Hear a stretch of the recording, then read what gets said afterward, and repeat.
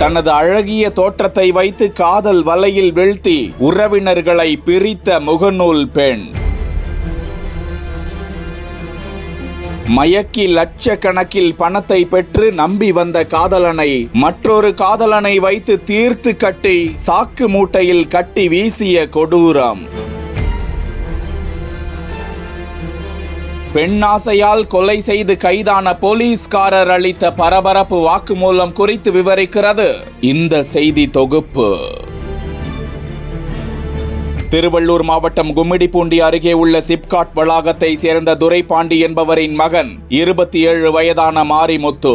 Diploma படித்து முடித்த இவர் தனியார் நிறுவனம் ஒன்றில் ஊழியராக பணிபுரிந்து வந்தார். இந்த நிலையில் கடந்த 28ஆம் தேதி விருதுநகர் மாவட்டம் ராஜபாளையம் அருகே உள்ள கண்மாயில் மாரிமுத்துவின் உடல் சாக்கு மூட்டையில் கட்டப்பட்டு கொலை செய்யப்பட்டு வீசப்பட்டு கிடந்திருக்கிறது. இது குறித்து விசாரணை மேற்கொண்ட காவல்துறையினருக்கு ராகினி என்ற இளம் பெண்தான் மோகினி வேலை பார்த்து கொலையில் திட்டமிட்டு செயல்பட்டிருப்பது தெரிய வந்தது.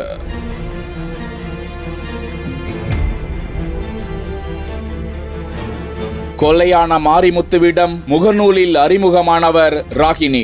தனது வசீகர தோற்றத்தை காட்டி மாரிமுத்துவிடம் காதல் செய்வதாக தெரிவித்து அவரிடம் 5 லட்சம் ரூபாய் பணம் பெற்றதாகவும், இதற்கிடையே மாரிமுத்துவின் உறவினரான தென்காசி மாவட்டம் மணிமுத்தாரில் சிறப்பு போலீஸ் பெட்டாலியனில் 2வது நிலை காவலராக பணியாற்றும் வில்வத்துறையும் ராகினிக்கு அறிமுகமாக மாரிமுத்துவிடமிருந்து மெல்ல விலகிய ராகினி வில்வத்துறையிடம் கனெக்ஷனை மாற்றி இருக்கிறார். ஆனால் வில்லங்க வேலை செய்த வில்வத்துறை ராகினியின் தோற்றத்தை பயன்படுத்தி பலரை நட்பு காதல் என ஏமாற்றி 15 லட்சம் ரூபாய் வரை பணம் பெற்று இருக்கின்றனர்.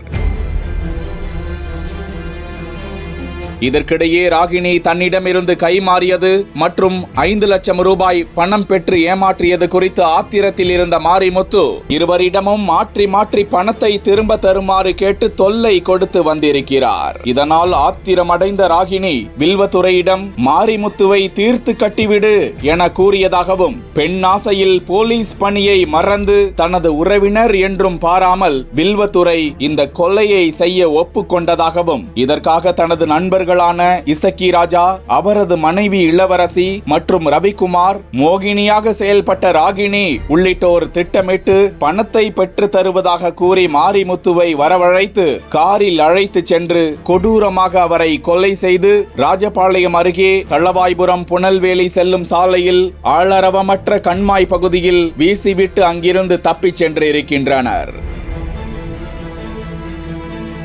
பிரேத பரிசோதனை அறிக்கையில் மாரிமுத்து கழுத்து நெரிக்கப்பட்டு கொலை செய்யப்பட்டிருப்பதாக குறிப்பிடப்பட்டிருக்கிறது. இது தொடர்பாக வழக்கு பதிவு செய்து சிறப்பாக விசாரணை மேற்கொண்ட விருதுநகர் மாவட்டம் தளவாய்புரம் காவல்துறையினர் வில்வத்துறை, இசக்கி ராஜா, ரவிக்குமார் ஆகிய 3 பேரையும் முதற்கட்டமாக தட்டி தூக்கி இருக்கின்றனர். மேலும் இந்த சம்பவத்தில் காதல் வலையில் வீழ்த்தி நம்ப வைத்து வரவழைத்து கொலை செய்ய காரணமாக இருந்த ராகினியை வலை வீசி தேடி வரும் காவல்துறையினர் இக்கொலைக்கு மேலும் உடந்தையாக இருந்ததாக கைதாகியுள்ள இசக்கி ராஜா என்பவரின் மனைவி இளவரசியையும் தீவிரமாக தேடி வருகிறார்கள்.